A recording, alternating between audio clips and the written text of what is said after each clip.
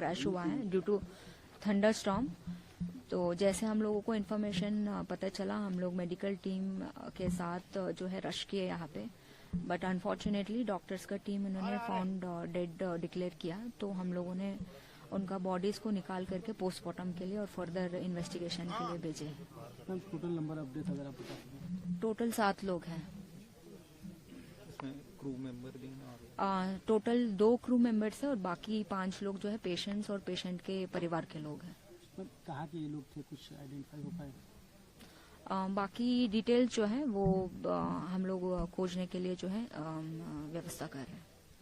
Debris और हटाने का क्या प्रोसेस है? जमा इसमें जो है कल सिविल एविएशन मिनिस्ट्री से जो है टीम आ रहे हैं, वो लोग इसका ब्लैक बॉक्स जो है आइडेंटिफाई करके इसका एक्सीडेंट का कारण वगैरह वो लोग ढूंढेंगे। क्या इन्फॉर्मेशन मिली थी आप लोग को, फिर उसके बाद से क्या लाइन ऑफ एक्शन रहा था? जी, हमें जो इन्फॉर्मेशन मिला था कि कोई प्लेन क्रैश हुआ है, तो हमने सोचा एयर एम्बुलेंस, छोटा हेलीकॉप्टर जैसा कुछ होगा। तो जब हम लोग यहाँ आए, देखे हैं, तो ये एरिया काफी इंटीरियर में है। आप देखो, कच्चा ट्रैक भी यहाँ से 2 किलोमीटर तक तो कोई रोड ही नहीं है। उसके पीछे जो शुरू होता है तो वो पूरा कच्चा ट्रैक है, कोई 5 किलोमीटर का पैच। फिर देन उसके बाद फिर सिमरिया से 15 किलोमीटर के आसपास सिमरिया है।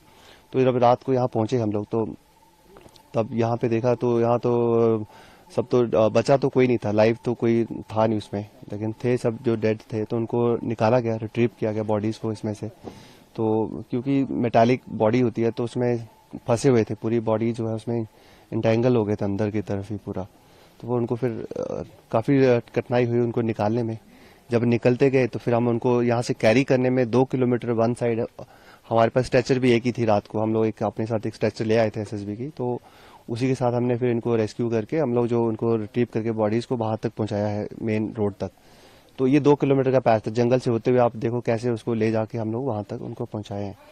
और फिर ये हम लोग 7 बॉडीज जो थी वो सारी रिट्रीव करके हमने वहां तक पहुंचा दी है। क्या कंडीशन थी sir inside plane around vicinity में, क्या कंडीशन थी? अब प्लेन का कंडीशन विसिनिटी का, हम ऐसे तो जंगल है, जंगल के बीच में ये गिरा है। तो यहाँ से तो बस यही है कि हम लोग अगर बचा है जो भी, उसको बच तो कोई पाया नहीं, और उनको रिट्रीव करने में भी हमारी काफी मुश्किलों का सामना करना पड़ा, क्योंकि बहुत डीप जंगल के अंदर है, फॉरेस्ट के अंदर है।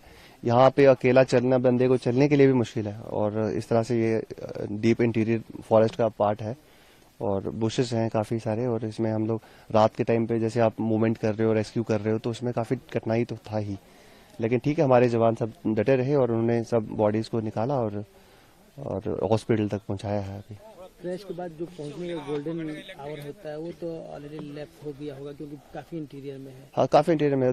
2 घंटे तक तो मुझे लगता है कोई जो भी पहुंचने में भी टाइम लगा होगा, जो भी आया होगा, फर्स्ट रिस्पॉन्डर भी, तो काफी टाइम लगा होगा। लोगों को लोकेट करने में भी टाइम लगा होगा, जंगल के बीच में ये क्रैश हुआ है, तो एयरप्लेन को ढूंढने में भी टाइम लगा होगा। क्या एसओपी होती है सर जब ऐसा इंसिडेंट होता है आप लोगों के सामने, तो क्या एसओपी फॉलो करते हैं जनरली? देखिए, एसओपी जो हम लोग तो सिर्फ रेस्क्यू और उसके लिए आए हुए थे। रेस्क्यू के लिए जो हमारी एसओपी होती है उसी को हम फॉलो कर रहे थे। जब रेस्क्यू देखा गया कि रेस्क्यू वाला कोई इसमें लाइव तो कोई बचा नहीं है, तो देन उसके बाद बाकी का काम होता है कि डेड बॉडीज को निकाल के उनको कंसर्न हॉस्पिटल तक पहुंचाया जाए। तो वो हमने उसको फॉलो किया, वही हमने किया है रात को।